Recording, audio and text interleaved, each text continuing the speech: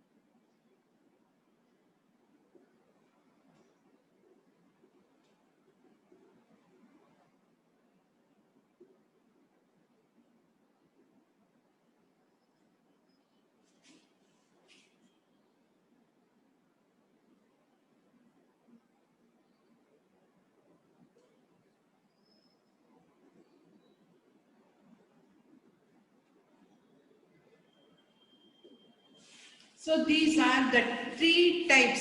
In three different ways, cloud computing is going to provide service to its customers. ತನ್ನ ಕಸ್ಟಮರ್ಸಿಗೆ ಈ ಮೂರು ರೀತಿಯೊಳಗ services ಅನ್ನ provide ಮಾಡ್ತೈತಿ. ಪ್ರತಿಯೊಂದು ಸರ್ವಿಸ್ ಅನ್ನ ಪ್ರೊವೈಡ್ ಮಾಡೋದ್ರೊಳಗ ಕೆಲವೊಂದಿಷ್ಟು ಫ್ಲೆಕ್ಸಿಬಿಲಿಟಿನ ಪ್ರೊವೈಡ್ ಮಾಡ್ತೈತಿ. ಒಂದಿಷ್ಟು ಫಂಕ್ಷನಾಲಿಟಿನ ನಿಮಗೆ ಬಿಟ್ಕೊಡ್ತೈತಿ, ಕೆಲವೊಂದಿಷ್ಟೊಳಗ ನಿಮಗ ಏನನ್ನು ಬಿಟ್ಕೊಡೋದಿಲ್ಲ.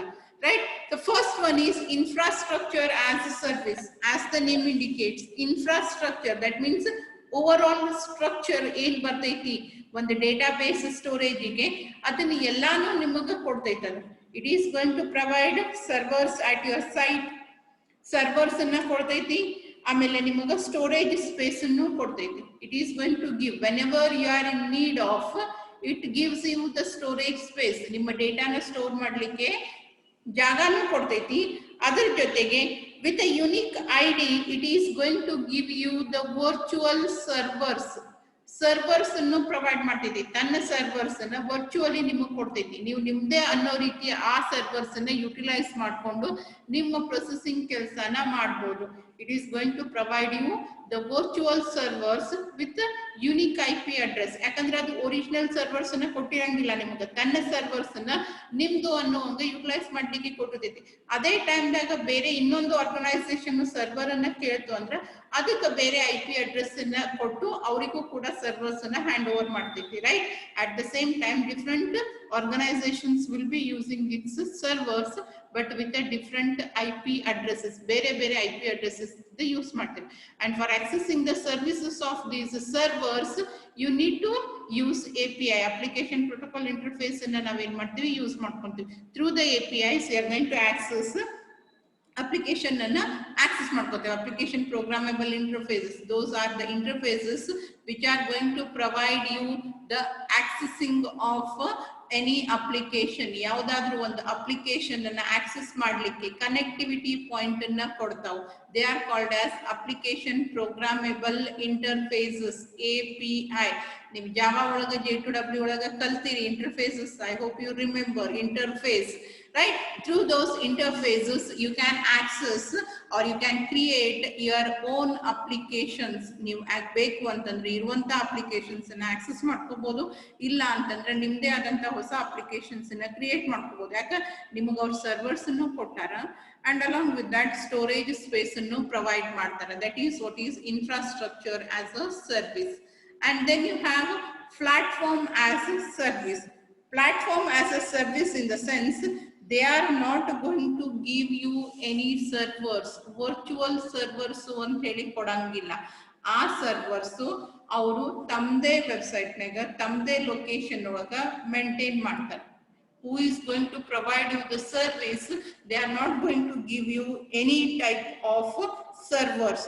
ಅವರು ಏನ್ ಮಾಡ್ಬೋದು, ಅಪ್ಲಿಕೇಶನ್ಸ್ ನ ಕ್ರಿಯೇಟ್ ಮಾಡಿಟ್ಟಿರ್ತಾರೆ. Developers can create applications. ನೀವು ಬೇಕು ಅಂತಂದ್ರೆ ಅಪ್ಲಿಕೇಶನ್ಸ್ ನ ಕ್ರಿಯೇಟ್ ಮಾಡ್ಕೊರಿ. The client of a cloud, ನಾ ಈಗ ಯಾವ್ದೋ ಒಂದು ಕ್ಲೌಡ್ ಅನ್ನ ಯೂಸ್ ಮಾಡ್ಕೊಂತಿದ್ದೆ ಅಂತಂದ್ರೆ ನನ್ನ ಕ್ಲೈಂಟ್ ಅವ service provider. he is going to provide the service. I'm going to use the services provided by that cloud, right? So ನೀನಗ ಯಾವ್ದಾದ್ರು ಅಪ್ಲಿಕೇಶನ್ಸ್ ನ ಕ್ರಿಯೇಟ್ ಮಾಡ್ಬೇಕಾಗಿತ್ತು ಅಂದ್ರೆ ಕ್ರಿಯೇಟ್ ಮಾಡಿ, ಅದಕ್ಕಂತ ಅವ್ರು ನಿಮ್ಗೆ ಸರ್ವರ್ಸ್ ನ ಕೊಡಂಗಿಲ್ಲ. Instead of that just you can make use of APIs. ಆ ಸರ್ವರ್ ಅನ್ನ ಎಲ್ಲೋ ಒಂದ್ ಕಡೆ ಇರುವಂತ ಸರ್ವರ್ ನಾನು ಬೇಕು ಅಂದ್ರೆ ನಂದೇ ಆದಂತ ಹೊಸ ಅಪ್ಲಿಕೇಶನ್ ಅನ್ನ ಕ್ರಿಯೇಟ್ ಮಾಡ್ಲಿಕ್ಕೆ.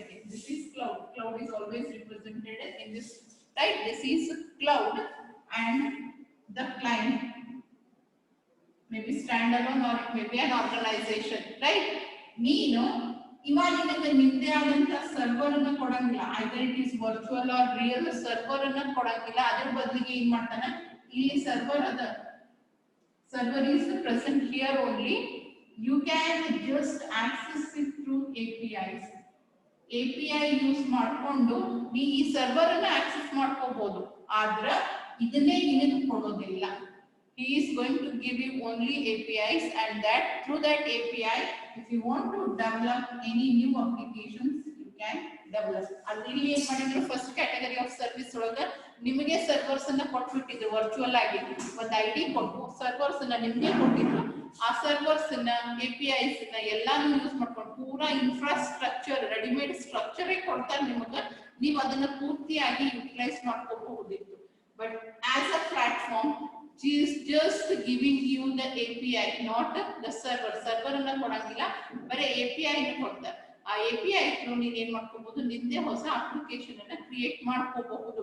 If you want, you can create, but with the help of that particular server.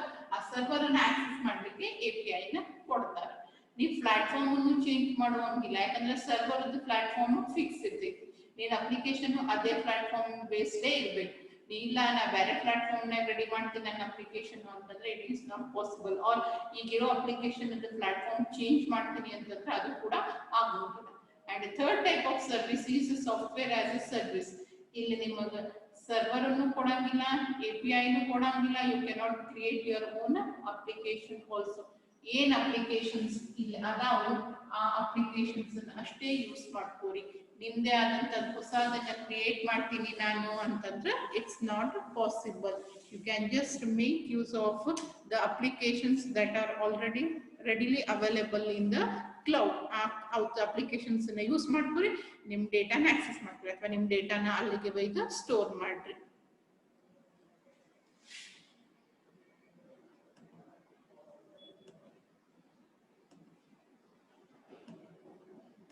This is what is called as a software as a service. They are only going to give you the application. Application andre it is a type of software which is going to be given to the customer. He can make use of that application, but he cannot create his own applications. Tande adanta applications na create ಮಾಡ್ಕೊಳ್ಳಿಕ್ಕೆ ಬರಂಗಿಲ್ಲ. Already ಇರುವಂತ applications ಅನ್ನ ಬೇಕು ಅಂತಂದ್ರೆ use ಮಾಡಬಹುದು. These are the types of services that is being provided. Services ಅನ್ನ provide ಮಾಡ್ತೈತಿ, ನಿಮಗ ಸ್ಟೋರೇಜ್ ಸ್ಪೇಸ್ ಅನ್ನ ಪ್ರೊವೈಡ್ ಮಾಡ್ತೈತಿ. Everything is done. ನಿಮ್ಮ ಮೇಂಟೆನೆನ್ಸ್ ಕೆಲಸನ ಕಡಿಮೆ ಮಾಡ್ತೈತಿ. But with all these it is going to render even the opportunity for criminals to do the cyber crimes. Cyber crimes ಅನ್ನ ಕ್ಯಾರಿ ಔಟ್ ಮಾಡ್ಲಿಕ್ಕೆ ಕೂಡ ಸ್ಕೋಪ್ ಕೊಡ್ಲಿಕ್ಕೆ. Why? Because it is having a many risk in it. ಈ cloud computing ಒಳಗಡೆಗೆ ಬಹಳಷ್ಟು risk ಅದಾವ. ಏನೇನ್ risk ಅದಾವು ಅನ್ನೋದನ್ನ ಒಂದು ಟೇಬಲ್ ಒಳಗೆ ಲಿಸ್ಟ್ ಮಾಡಿ ಕೊಟ್ಟಾರ. Open your text books, page number 78. Page number 78. Right? So, what are the risks associated with the cloud computing environment? Cloud computing environment ಅನ್ನು ಯೂಸ್ ಮಾಡೋದ್ರಿಂದ ಏನೇನು ನಿಮಗೆ ಥ್ರೆಟ್ಸ್ ಅದಾವು ಅಥವಾ ರಿಸ್ಕ್ ಅದಾವು ಅನ್ನೋದ್ರದ್ದು ಒಂದು ಟೇಬಲ್ ಕೊಟ್ಟಾರ. ಅದಕ್ಕೆ ಯಾವ ಏರಿಯಾ ಒಳಗೆ ಆ ರೀತಿಯಾದಂತ ರಿಸ್ಕ್ ಆಕರ್ ಆಗ್ತೈತಿ, ಅದರಿಂದ ಆಕ್ಚುಯಲ್ ರಿಸ್ಕ್ ಏನದ ಅಂತ ಹೇಳಿ. First one is elevated user access. Right? Any data processed outside the organization brings with it an inherent level of risk. Now, cloud computing ಒಳಗೆ ಏನ್ ಮಾಡ್ತೀವಿ? Data processing. As I shed, ನಮಗ್ servers ಅನ್ನ ಕೊಡ್ತಾರ, ಕೊಡಂಗಿಲ್ಲ ಅಂದ್ರೆ ನಮ್ಮ ಹತ್ರ ಸರ್ವರ್ಸ್ ಇಲ್ಲ ಅಂತಂದ್ರೆ ಪ್ರೊಸೆಸಿಂಗ್ ಎಲ್ಲ ಎಲ್ಲಾಗುತ್ತೆ? ಆರ್ಗನೈಸೇಷನ್ ಬಿಟ್ಟು ಹೊರಗಡೆಗೆ ಎಲ್ಲೋ ಆಗುತ್ತೆ. It is being processed, maintained by third person who is not belonging to your organisation. ನಮ್ಮ ಆರ್ಗನೈಸೇಷನ್ ಬಿಟ್ಟು ಹೊರಗಡೆ ಇರುವರು extended user, he is an extended person who is going to do the processing task. Data namdu nam organization ig related, but ಅದನ್ನ maintain ಮಾಡೋದು, processing ಮಾಡೋದು ಯಾವನೋ ಮೂರನೇದವ ಮಾಡ್ಲಿಕ್ಕತ್ತಾನ ಅಂತಂದ್ರೆ it is always having the risk. It is always having the risk. As outsourced services may bypass the physical, logical and personal controls and have elevated user access such data. ಯಾರಿಗೆ permission ಇಲ್ಲ ಆ ರೀತಿಯಾದಂತ users ಕೂಡ ಡೇಟಾನ ಏನ್ ಮಾಡಬಹುದು? Access ಮಾಡಬಹುದು. So that is what is the risk which is accompanied with cloud computing, because processing will be handled or processing will be carried out by the third person or third organization. ಯಾರೋ ಬೇರೆ ಪಾರ್ಟಿಯವರು processing ಮಾಡ್ತಾರ, ಅದ್ರ ಸಲುವಾಗಿ ಅದ್ಲೆ risk ಜಾಸ್ತಿ ಇರ್ತೈತಿ. Then regulatory compliances. Regulatory compliances in the sense rules, regulations ಏನಿರ್ತಾವಲ್ಲ ಅದಕ್ಕೆ related ಕೂಡ risk ಅದ. ಏನು? Cloud computing service providers are not willing to undergo external assessments. This can result into non-compliance with various standards. ಅವ್ರು ತಮ್ಮದೇ ಆದಂತ, ಈಗ ನೀವು software industry ಅಂತಂದ್ರೆ ಅದಕ್ಕೊಂದು ರೂಲ್ಸ್ ರೆಗ್ಯುಲೇಷನ್ಸ್ ಇರ್ತಾವ. ನೀವು ಹಾರ್ಡ್ವೇರ್ ಮ್ಯಾನುಫ್ಯಾಕ್ಚರರ್ಸ್ ಅದಿರಿ ಅಂದ್ರೆ ಅದಕ್ಕೊಂದು ರೂಲ್ಸ್ ರೆಗ್ಯುಲೇಷನ್ಸ್ ಇರ್ತಾವ. You have standard bodies. I hope you remember IEEE, ಆಮೇಲೆ ಇಂಟರ್ನ್ಯಾಷನಲ್ ಟೆಲಿಯೂನಿಯನ್ ಕಮ್ಯುನಿಕೇಶನ್, ಈ ರೀತಿಯಾಗಿ ಬೇರೆ ಬೇರೆ ISO. All these are standard organizations which are going to set rules and regulations. Compulsory ಇದನ್ನ ಫಾಲೋ ಮಾಡಬೇಕು. ನಿಮ್ ಪ್ರಾಡಕ್ಟ್ ಒಳಗೆ ಎಲ್ಲ ಫೀಚರ್ಸ್ ಇರಬೇಕು, ಇಷ್ಟಿಷ್ಟು ಇರಬೇಕು ಅನ್ನೋದ್ರ ಬಗ್ಗೆ ರೂಲ್ಸ್ ರೆಗ್ಯುಲೇಷನ್ಸ್ ಅನ್ನ ಸೆಟ್ ಮಾಡ್ಯಾರ. ಬಟ್ ಕ್ಲೌಡ್ ಕಂಪ್ಯೂಟಿಂಗ್ ದವರು they are entirely a different organization, set of organization, and they are not ready. They are not ready to undergo any of these assessments, checking, inspections ಅಂತ ಹೇಳಿ ಏನ್ carry out ಮಾಡ್ತಾರಲ್ಲ, ಆ inspections checking ಗೆ respond ಮಾಡ್ಲಿಕ್ಕೆ ready ಇಲ್ಲ. ಆ checkings inspections ಗೆ ಅಲೋ ಮಾಡ್ಲಿಕ್ಕೆ ರೆಡಿ ಇಲ್ಲ. And because of that they may be following the rules and regulations set by the standard bodies, or they may not follow. ಮಾಡ್ಲಿಕ್ಕತ್ತಾರೋ ಇಲ್ಲೋ ಅನ್ನೋದ್ರ ಬಗ್ಗೆ ಯಾವುದೇ ರೀತಿಯಾದಂತ ಕ್ಲಾರಿಟಿ ಇಲ್ಲ. And because of that compatibility exist ಆಗದೆ ಇರಬಹುದು ಬೇರೆ ಬೇರೆ ಡೇಟಾ ಜೊತೆಗೆ, or else they may be following some rules and regulations which are not good for the security of the data. So ಈ ರೀತಿಯಾದಂತ ರಿಸ್ಕ್ ಎಲ್ಲ ಅದರೊಳಗೆ ಇರ್ತಾವ. Insurance, portability and accountability or Sarbanes Oxley. ಈ ಬೇರೆ ಬೇರೆ ಸ್ಟ್ಯಾಂಡರ್ಡ್ಸ್ ದವರು ತಮ್ಮದೇ ಆದಂತ health related, as I said there are certain organizations health related materials ಬಗ್ಗೆ ಸ್ಟ್ಯಾಂಡರ್ಡ್ ಸೆಟ್ ಮಾಡ್ಲಿಕ್ಕೆ ಬೇರೆ ಆರ್ಗನೈಸೇಷನ್ ಐತಿ. ಎಲ್ಲದಕ್ಕೂ ಬೇರೆ ಬೇರೆ ಸ್ಟ್ಯಾಂಡರ್ಡ್. ಒಂದಿಷ್ಟು ಸಾಫ್ಟ್ವೇರ್ ಆರ್ಗನೈಸೇಷನ್ಸ್ ದವ್ರು ಇರ್ಬೋದು, ಒಂದಿಷ್ಟು ಹೆಲ್ತ್ ರಿಲೇಟೆಡ್ ಫಾರ್ಮಾಸ್ಯೂಟಿಕಲ್ಸ್ ದವ್ರು ತಮ್ಮ ಡೇಟಾನ ಅಲ್ಲಿ ಸ್ಟೋರ್ ಮಾಡಿರ್ಬೋದು. ಸೊ ಯಾರ ಡೇಟಾನ ಸ್ಟೋರ್ ಮಾಡ್ಲಿಕ್ಕತ್ತಾರ ಅವ್ರು ತಮ್ಮದು ಸ್ಟ್ಯಾಂಡರ್ಡ್ಸ್ ನ ಫಾಲೋ ಮಾಡ್ಬೇಕು ಅನ್ನೋ ಎಕ್ಸ್ಪೆಕ್ಟೇಷನ್ ಇರ್ತೈತಿ. But cloud computing organisations are not ready to undergo any type of inspections. ಯಾವುದೇ ರೀತಿಯಾದಂತ ಅಸೆಸ್ಮೆಂಟ್ ವರ್ಕ್ ಗೆ ಅವರು ರೆಡಿ ಇಲ್ಲ. and because of that there is a risk. and third, location of data. The most important risk is as an organization ನಾನು ನನ್ನ ಡೇಟಾನ ಇನ್ನೊಬ್ಬರ ಕಡೆ store ಮಾಡ್ಕೊಳ್ಳಿಕ್ಕೆ ಕೊಡ್ತೀನಿ, ಬಟ್ ನನಗೆ ಅದ್ರ ಎಕ್ಸಾಕ್ಟ್ ಲೊಕೇಶನ್ನೇ ಗೊತ್ತಿಲ್ಲ, where it is being stored ಅನ್ನೋದು ಗೊತ್ತಿಲ್ಲ. ಓಕೆ, ನಂಗೆ ಗೊತ್ತದ ಯಾವ ಆರ್ಗನೈಸೇಷನ್ದವ್ರು, ಅಮೆಝಾನ್ದವ್ರು ಪ್ರೊವೈಡ್ ಮಾಡ್ತಾರ, ಬೇರೆ ಮೈಕ್ರೋಸಾಫ್ಟ್ದವ್ರು ಕ್ಲೌಡನ್ನು ಪ್ರೊವೈಡ್ ಮಾಡ್ತಾರ, ಹೆಸರು ಗೊತ್ತು, but exact location where they are storing my data I don't know.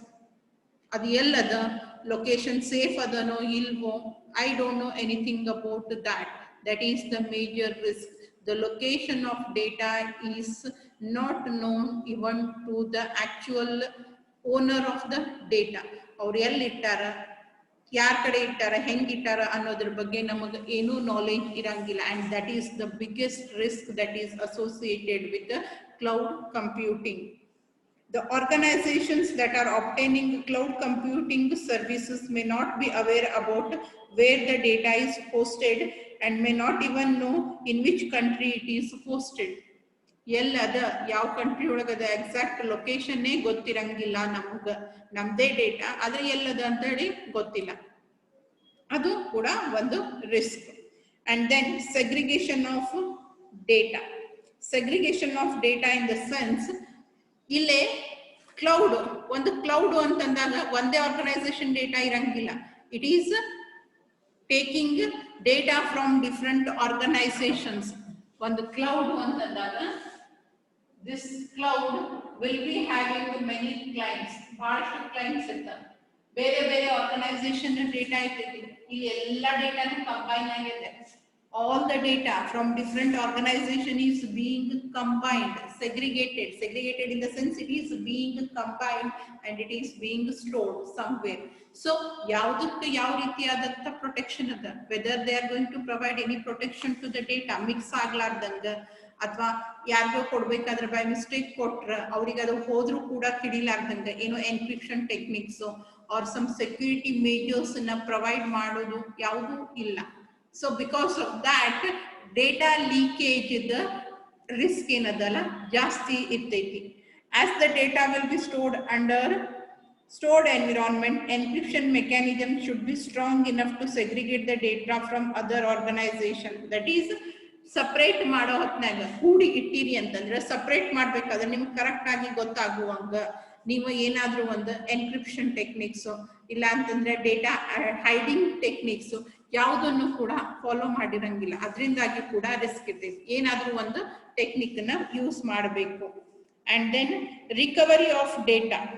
Recovery of data in the sense, if at all ಏನ್ರೆ ಡಿಸಾಸ್ಟರ್ ಆಯ್ತು, ಕ್ಲೌಡ್ ಒಳಗೆ ಏನಾದ್ರೂ ಮಿಸ್ಟೇಕ್ ಆಯ್ತು, ಎಲ್ಲಾ ಡೇಟಾ ವೈದ್ನ ಅಲ್ಲಿ ಇಟ್ಟಿನಿ, ಆ ಕ್ಲೌಡಿಗೆ ಏನೇ ಆಯ್ತು, some disaster happens, some accident takes place, then how to recover? Are there any ways of recovering of data, security recovery, data recover ಮಾಡ್ಲಿಕ್ಕೆ ಅವ್ರ ಹತ್ರ ಏನಾದ್ರು ಅದಾವ ಮೇಜರ್ಸ್ ಅಥವಾ ಇಲ್ವೋ? ಯಾಕಂದ್ರೆ ಎಲ್ಲಾ ಡೇಟಾ ಅಲ್ಲೇ ಬೈದಿಟ್ಟು ನಿಮ್ಮ ಹತ್ರ ಏನೂ ಇಲ್ಲ. ಕೆಲವೊಂದಿಷ್ಟು if you are using the second type or third type of service, ನಿಮ್ಮ ಹತ್ರ ಸರ್ವರ್ಸ್ ಕೂಡ ಇಲ್ಲ, ನಿಮ್ಮ ಹತ್ರ virtual servers ಕೂಡ ಇಲ್ಲ. That means how you are going to get back your original data? Once lost is lost forever ಅನ್ನುವಂತ condition ಬರ್ತೈತಿ. ಅದರ ಸಲುವಾಗಿ ಅಂತ ಹೇಳಿ ಮೇಜರ್ ರಿಕವರಿ ಮೇಜರ್ಸ್ ನ ಕೂಡ ನೀವೇನ್ ಮಾಡ್ಬೇಕು, ಫಸ್ಟ್ ಗೆನೆ ಅಗ್ರಿಮೆಂಟ್ ಒಳಗ ಮಾಡ್ಕೋಬೇಕು. ಡೇಟಾ ಲಾಸ್ ಆದ್ರ ರಿಕವರ್ ಮಾಡ್ಲಿಕ್ಕೆ, disaster ರಿಕವರಿಗೆ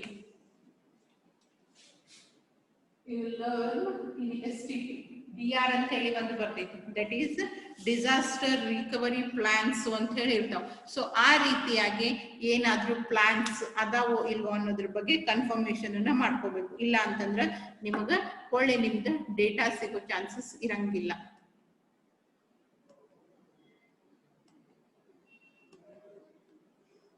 And next, information security violation reports.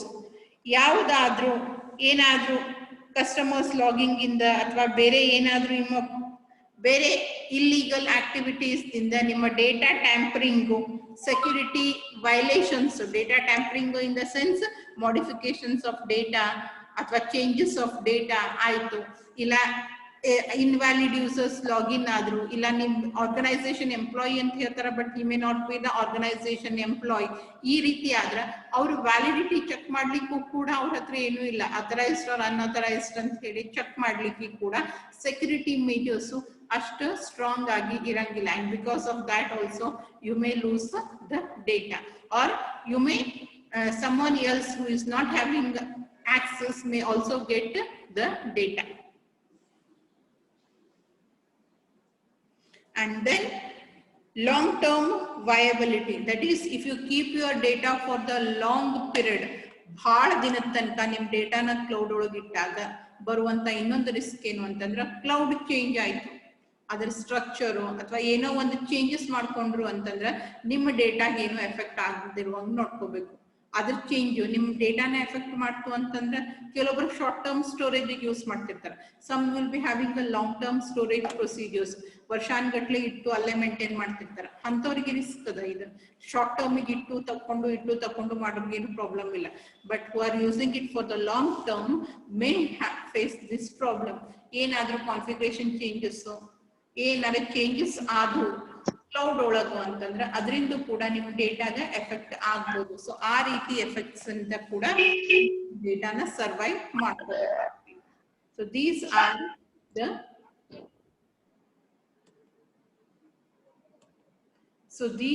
The risks that are included in cloud computing environment. Cloud computing environment ಒಳಗೆ ಈ ಎಲ್ಲ ಪ್ರಾಬ್ಲಮ್ಸ್, ಈ ಎಲ್ಲ ರಿಸ್ಕ್ ಇರ್ತಾವು. ಅದಕ್ಕೆ ನೀವು ಒಂದು ಸ್ವಲ್ಪ ಪ್ರಿಕಾಷನರಿ ಮೇಜರ್ಸ್ ಅನ್ನ ತಗೋಬೇಕು. ಮೊದಲಿಗೆ ಎಲ್ಲಾದ್ರೂ ಕ್ಲಾರಿಟಿ ಮಾಡ್ಕೊಂಡು ಅಗ್ರಿಮೆಂಟ್ ಮಾಡ್ಕೊಂಡು ಆಮೇಲೆ ಕ್ಲೌಡ್ ಹೆಲ್ಪ್ ಅನ್ನ ತಗೋಬಹುದು. And this completes the first chapter of second unit. Second unit to the first chapter ಮುಗಿದು, and we'll start with the second chapter, that is mobile and wireless devices. Mobile and wireless devices.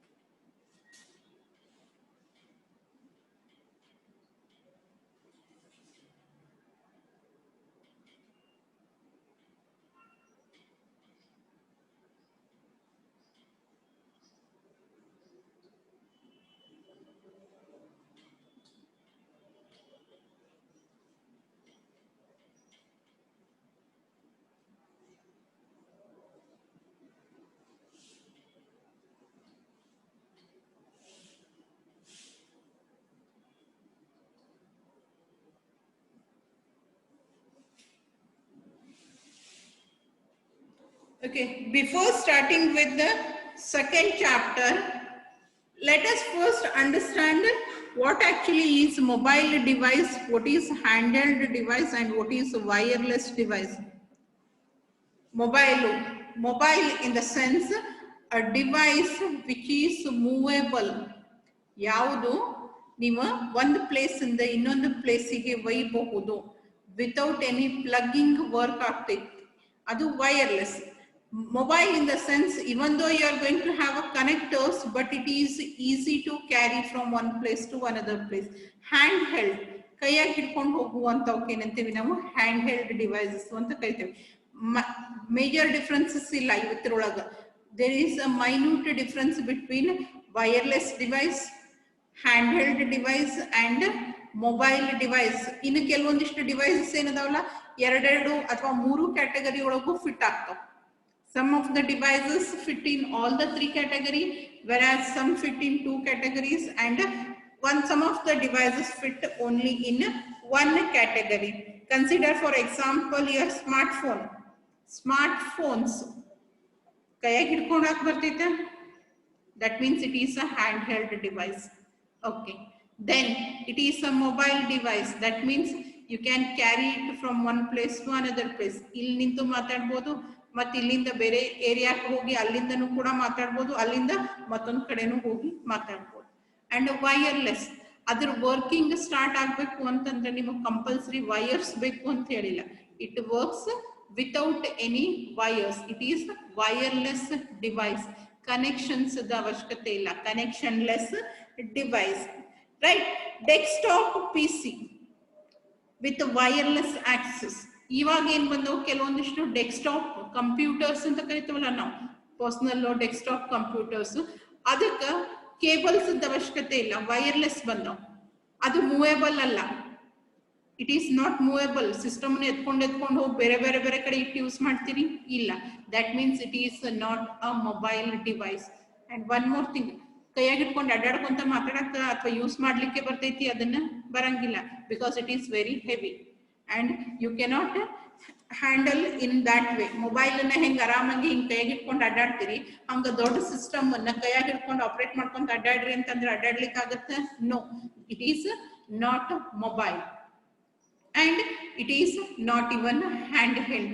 It is wireless, but you cannot carry it, or you cannot take it, or you cannot use it while moving. ಅಡ್ಡಾಡ್ಕೊಂತಾನೆ ಕೆಲಸ ಮಾಡ್ಲಿಕ್ಕೆ ಆಗಂಗಿಲ್ಲ. ಅಥವಾ ಒಂದ್ place ಇಂದ ಇನ್ನೊಂದ್ ಪ್ಲೇಸಿಗೆ ಒಯ್ದು ಇಟ್ಕೊಂಡು ಕೆಲಸ ಮಾಡ್ತೀನಿ, ಮತ್ ಯಾರ ಹಂಗ್ ಕ್ಯಾರಿ ಮಾಡ್ತೀರೇನ ನಿಮ್ ಪರ್ಸನಲ್ ಸಿಸ್ಟಮ್ಸ್ ಅನ್ನ, ದಟ್ ಈಸ್ ಕಂಪ್ಯೂಟರ್ಸ್ ಅನ್ನ ಒಂದ್ ಜಾಗದಿಂದ, ಓಕೆ ಇವತ್ತು ನಾನು ಮನ್ಯಾಗ ಕೆಲಸ ಮಾಡಕತ್ತೀನಿ ಅಂದ್ರೆ ಅದನ್ನ ಮನ್ಯಾಗ ಇಟ್ಕೊಂಡು ಯೂಸ್ ಮಾಡೋದು, ನಾಳೆ ಕಾಲೇಜಿಗೆ ಬರ್ಲಿಕ್ಕತ್ತೀರಿ ಅಂತಂದ್ರೆ ಅದನ್ನ ಕಾಲೇಜಿಗೆ ತಗೊಂಡ್ ಬಂದು ಇಲ್ಲಿ ಯೂಸ್ ಮಾಡ್ತೀರಿ. Do you use it in that way? No. So it is not a mobile device, neither it is a handheld device. It is wireless, because nowadays you are having the computers which work without any wires. ನಾವು ಹೆಂಗ laptop ಅನ್ನ charge ಮಾಡ್ತೇವಲ್ಲ, ಆ ತರ charging ಅಥವಾ cell ಮೇಲೆ work ಆಗ್ತಾವ, battery ಮೇಲೆ. ಆದ್ರೆ ಅದಕ್ಕೆ ಪವರ್ ಸಪ್ಲೈಗೆ ಅಥವಾ ಕನೆಕ್ಷನ್ಸ್ಗೆ ಕೇಬಲ್ಸ್ ಅವಶ್ಯಕತೆ ಬರಂಗಿಲ್ಲ. ಸೊ ಈ ರೀತಿಯಾಗಿ ಮೊಬೈಲ್ ಡಿವೈಸ್ ಇದ್ದಿದ್ದು ವೈರ್ಲೆಸ್ ಇರಬೇಕು ಅಥವಾ ವೈರ್ಲೆಸ್ ಇದ್ದಿದ್ದು ಮೊಬೈಲೇ ಇರಬೇಕು ಅಂತ ಹೇಳಿ ಏನೂ ಇಲ್ಲ. And nowadays you are having rapid growth in mobile and wireless devices because of the development in the technology. There is a rapid growth, spontaneous agi, fast agi, furious agi, there is a growth, increase in the number of mobile as well as wireless devices, and as a result of that even the crimes are also increasing. So in the next chapter you are going to study about that growth, ಯಾವ ರೀತಿ ಆಗೈತಿ wireless ಮತ್ತು mobile devices ಒಳಗ, ಯಾವ್ಯಾವ ರೀತಿಯಾದಂತ crimes ಅದರಿಂದ carry out ಮಾಡ್ಬೋದು, ಮತ್ತು ಅದಕ್ಕೆ ಸೆಕ್ಯೂರಿಟಿ ಮೇಜರ್ಸ್ ಏನೇನ್ ಅದಾವು ಅನ್ನೋದ್ರ ಬಗ್ಗೆ ನೆಕ್ಸ್ಟ್ ಚಾಪ್ಟರ್ ಒಳಗ ಸ್ಟಡಿ ಮಾಡ್ತೀವಿ. We'll continue in the next class. If anybody is having any doubt on the first chapter of second unit the first chapter ಒಳಗಡೆಗೆ ನಾವು ಕಲ್ತಿರುವಂತ ಕಾನ್ಸೆಪ್ಟ್ಸ್ ಒಳಗ ಯಾರಿಗಾರೆ ಏನೇ ಡೌಟ್ಸ್ ಇದ್ರೆ ಕೇಳಬಹುದು. ಮೊದಲಿಗೆ ನಾವು ಏನೇನ್ ಕಲ್ತೇವಿ ಅನ್ನೋದರ ಗೊತ್ತಿರಬೇಕು. We have learned different phases in attacks, how attackers plan: reconnaissance, scanning and scrutinizing, launching the attack. Reconnaissance or passive attack, active attack ಕಲ್ತ್ವಿ. Scrutinizing and scanning, ಮೊದಲಿಗೆ ಇನ್ಫಾರ್ಮೇಶನ್ ಅನ್ನ ಸ್ಕ್ಯಾನ್ ಮಾಡೋದು, ಅಂಡ್ ದೆನ್ ಅದ್ರೊಳಗೆ ಯಾವ್ದು ಯೂಸ್ಫುಲ್ ಅದ ಅದನ್ನ ಇಟ್ಕೊಳ್ಳೋದು, ಇಲ್ಲ ಅದನ್ನ ತೆಗೆದು ಹಾಕೋದು. After you have gathered information, launching of the information, actual crime ಅನ್ನ ಕಮಿಟ್ ಮಾಡೋದು. ಹೆಂಗ್ ಮಾಡ್ತೀವಿ? ಪಾಸ್ವರ್ಡ್ ಕ್ರ್ಯಾಕ್ ಮಾಡೋದು, ಎಂಟ್ರಿ ತಗೊಳ್ಳೋದು, ಅಲ್ಲಿ ಏನೇನ್ ಮಾಡಿಫಿಕೇಶನ್ಸ್ ಮಾಡೋದು ಇರ್ತಾವ ಅಥವಾ ಫೈಲ್ಸ್ ಅನ್ನ ಇಡೋದು. ಆಮೇಲೆ ಎಲ್ಲಾ ಕೆಲಸ ಮುಗಿಸ್ಕೊಂಡು ಬರ್ಬೇಕಾದ್ರೆ ನಾವೇನ್ ಮಾಡಿವಿ ಅದನ್ನೆಲ್ಲಾನು ಕ್ಲಿಯರ್ ಮಾಡಿ ಡಿಲೀಟ್ ಮಾಡಿ, ಯಾರೋ ಬಂದ್ ಹೋಗ್ಯಾರ ಅನ್ನೋ ಟ್ರೇಸಸ್ ಅನ್ನ ಬಿಡ್ಲಾರ್ದಂಗ ಹೊರಗೆ ಬರೋದು. And after that we saw social engineering. What is actually social engineering? Deceiving someone. Social engineering ಯಾವ ರೀತಿ ಮಾಡ್ತೀವಿ? ಎರಡು categories now. One is human based and another one is computer based.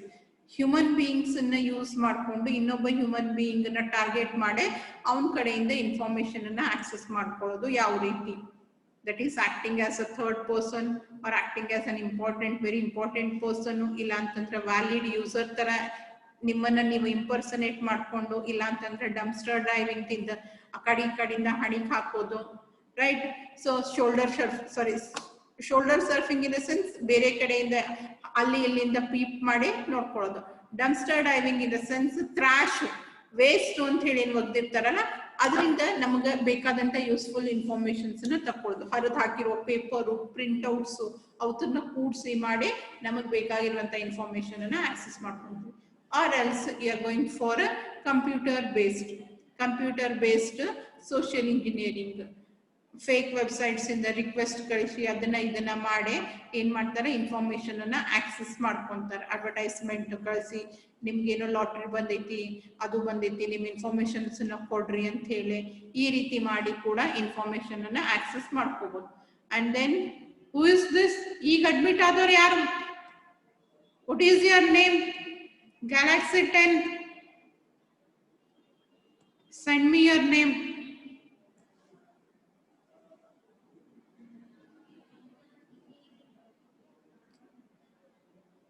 Okay, so using the computer you are going to do the social engineering, that is obtaining the information. And after that we saw cyber stalking. Cyber stalking andre enu, innobbarige through threaten or to have the harassment, physical ಅಥವಾ mental harassment ಕೊಡೋ ಸಲುವಾಗಿ ಅಂತ ಹೇಳಿ, ಅಥವಾ ಅವರಿಗೆ publicly ಏನಾದ್ರೂ nuisance create ಮಾಡೋ ಸಲುವಾಗಿ, ಇಲ್ಲ ಅವ್ರ ಇನ್ಫಾರ್ಮೇಶನ್ಸ್ ಅನ್ನ ಪಬ್ಲಿಕ್ ಪ್ಲೇಸಸ್ ಒಳಗ in an abusing way spread ಮಾಡೋ ಸಲುವಾಗಿ ಅಂತ ಹೇಳಿ ಏನ್ ಮಾಡ್ತಾರೆ, ಸೈಬರ್ ಸ್ಟಾಕಿಂಗ್ ಮಾಡ್ತಾರೆ. ಸೈಬರ್ ಸ್ಟಾಕಿಂಗ್ ಆನ್ಲೈನ್ ಸ್ಟಾಕರ್ಸ್ ಬರ್ತಾರೆ, ಆಫ್ಲೈನ್ ಸ್ಟಾಕರ್ಸ್ ಬರ್ತಾರೆ. Online stalkers in the sense they are using the internet and networking facilities, whereas offline stalkers ಹಳೆ ಮೆಥಡ್ಸ್ ಫಾಲೋ ಮಾಡಿ ಲೆಟರ್ ಬರೋದು ಈ ರೀತಿಯಾಗಿ ಸ್ಟಾಕಿಂಗ್ ಮಾಡ್ತಾರೆ. Right, so we saw that one. And after that we saw how internet or cyber ಕೆಫೆದಿಂದ crimes ಹೆಂಗ್ ಆಗ್ತಾವು, what is the reason the crimes are taking place. Almost ಈ terrorism, terrorist related attacks related information ಎಲ್ಲ cyber ಕೆಫೆಯಿಂದ ಬರ್ತಾವ. Why? What is the reason of cyber crimes in cyber cafes? ಅವು updated ಇರಂಗಿಲ್ಲ, ಆಮೇಲೆ they are not maintaining files, correct ಆಗಿ files maintain ಮಾಡ್ಲಿಕ್ಕತ್ತಿಲ್ಲ, ಅಥವಾ ಯಾರ್ದು ಡ್ಯೂಟಿ ಅದ ಅದನ್ನ ಚೆಕ್ ಮಾಡೋದು, ಅವ್ರು ಸರಿಯಾಗಿ ರೂಲ್ಸ್ ರೆಗ್ಯುಲೇಷನ್ಸ್ ಫಾಲೋ ಆಗ್ಲಿಕ್ಕತ್ತವೋ ಇಲ್ಲೋ ಅನ್ನೋದ್ರ ಬಗ್ಗೆ ನೋಡಂಗಿಲ್ಲ. And cafe owners are not aware about rules and regulations, neither they are aware about the software hardware usage ಹೆಂಗಿರ್ತೈತಿ ಏನು ಅನ್ನೋದ್ರ ಬಗ್ಗೆ ಅವರಿಗೆ ನಾಲೆಜ್ ಇರಂಗಿಲ್ಲ. ಅದರಿಂದಾಗಿನೂ ಕ್ರೈಮ್ಸ್ ಆಗ್ತಾವೆ. ಇದನ್ನೆಲ್ಲ ಅವಾಯ್ಡ್ ಮಾಡ್ಲಿಕ್ಕೆ ನಮ್ಮ ಕಡೆಯಿಂದ ನಾವೇನ್ ಸೆಕ್ಯೂರಿಟಿ ಮೆಜರ್ಸ್ ಅನ್ನ ತಗೋಬೇಕು ಅನ್ನೋದ್ರ ಬಗ್ಗೆ ಸ್ಟಡಿ ಮಾಡಿದ್ವಿ. Some of the tips they have given when you are using public computer or computers in the cyber cafes, how you have to be, ನೀವು ಯಾವ ರೀತಿ ಇರಬೇಕು, ಕಂಪ್ಯೂಟರ್ನ ಬಿಟ್ಟು ಹೋಗ್ಬೇಡ್ರಿ, ಆಮೇಲೆ ಕಂಪಲ್ಸರಿ ಲಾಗ್ಔಟ್ ಆಗ್ರಿ, ಅಲ್ಲಿದ್ದಾಗ ಫೈನಾನ್ಷಿಯಲ್ ಟ್ರಾನ್ಸಾಕ್ಷನ್ಸ್, ಆನ್ಲೈನ್ ಟ್ರಾನ್ಸಾಕ್ಷನ್ಸ್ ಅನ್ನ avoid ಮಾಡ್ರಿ. ಅಕಸ್ಮಾತ್ ಆಗಿ ಮಾಡಿದ್ರ ನಿಮ್ ಪರ್ಸನಲ್ ಸಿಸ್ಟಮ್ಸ್ ಅನ್ನ ಯೂಸ್ ಮಾಡೋ ಹೊತ್ನಾಗ ಪಾಸ್ವರ್ಡ್ಸ್ ಅನ್ನ ಚೇಂಜ್ ಮಾಡ್ರಿ, ವರ್ಚುವಲ್ ಕೀಬೋರ್ಡ್ಸ್ ಅನ್ನ ಯೂಸ್ ಮಾಡ್ರಿ. ಸೊ ಈ ರೀತಿಯಾದಂತ ಟಿಪ್ಸ್ ಅನ್ನ ಕೊಟ್ರು, ಅದ್ರ ಬಗ್ಗೆ ಸ್ಟಡಿ ಮಾಡಿದ್ವಿ. And after that V studied about botnets. Bot is a program that gets initialized itself and it is going to take your information and provide it to the one who has sent it. ಯಾರು ಅದನ್ನ ಕಳಿಸಿರ್ತಾರ ಅವರಿಗೆ ನಿಮ್ಮ information ಅನ್ನ ಕೊಡ್ತೈತಿ. ನಿಮ್ಮ ಸಿಸ್ಟಮ್ಗೆ unauthorized access without your knowledge, they are going to control your system using bots. And if your system is infected by bot, it is a part of botnet. Botnet in the sense all the computers which are being affected by bots out of the network ಗೆ ಏನಂತ ಕರೀತಾರ, botnet ಅಂತ ಕರೀತಾರ. botnet ಏನೇನ್ ಕೆಲಸ ಮಾಡ್ತಾವ, you may create your own botnets or you may take them where they are being sold. ಕೆಲವೊಂದ್ ಕಡೆ ಮಾರ್ತಾರ, ಕೆಲವೊಂದ್ ಕಡೆ ಲೀಸಿಗೆ ಕೊಡ್ತಾರ. ನೀವು ಬೇಕು ಅಂದ್ರೆ ಆ ರೀತಿ ಬೈ ಮಾಡಿ ಅಥವಾ ಲೀಸ್ ಮಾಡ್ಕೊಂಡು ಯೂಸ್ ಮಾಡ್ಬೋದು, ಇಲ್ಲ ನಿಮ್ದೇ ಆದಂತವನ್ನ ಕ್ರಿಯೇಟ್ ಮಾಡಿ ಆದ್ರೂ ಯೂಸ್ ಮಾಡ್ಬೋದು. Either it is your own created, by ಮಾಡಿದ್ದು ಅಥವಾ ಲೀಸ್ ಮಾಡ್ಕೊಂಡಿದ್ದು. ಅದು ಏನೇನ್ ಕೆಲಸ ಮಾಡ್ತೈತಿ, distributed denial of servicing, malware, adware, spam, all these works, personal ID stealing, these are some of the works that are being done by the botnets. And how they are launched another bagenu kaltvi. And after that we saw attack vectors. Attack vector in the sense it is the program which is going to provide a way, or it is a carrier which carries the malicious code, and makes it to reach the victim's computer. Victim computer ige malicious code which is called as a payload na ವೈದು ಮುಟ್ಸೋದು ಅಥವಾ ಹೋಗ್ಲಿಕ್ಕೆ ಹಾದಿನ ready ಮಾಡಿ ಕೊಡುವಂತದಕ್ಕೆ ನಾವೇನಂತ ಕರಿತೀವಿ, attack vector ಅಂತ ಕರಿತೀವಿ. And how attack vector is being launched ಅನ್ನೋದನ್ನ ಕೂಡ ನಾವು ಕಲ್ತ್ವಿ.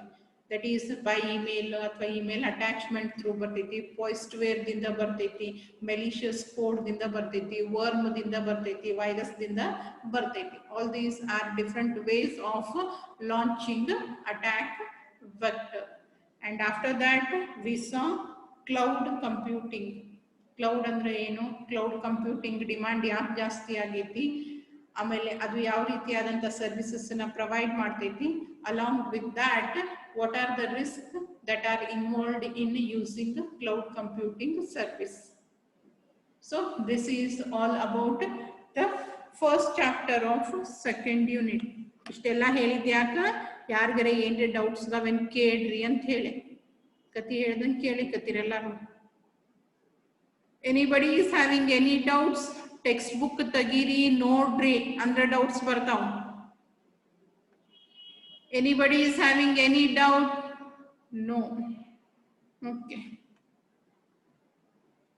So in the next class we'll start with the second chapter of second unit, and before that today I'll send you the assignment on first unit and first chapter of second unit. ಇವತ್ತು evening ತನಕ assignment ಕಳಿಸ್ತೀನಿ, assignment ಬರೀರಿ. Okay, thank you, we'll end it here.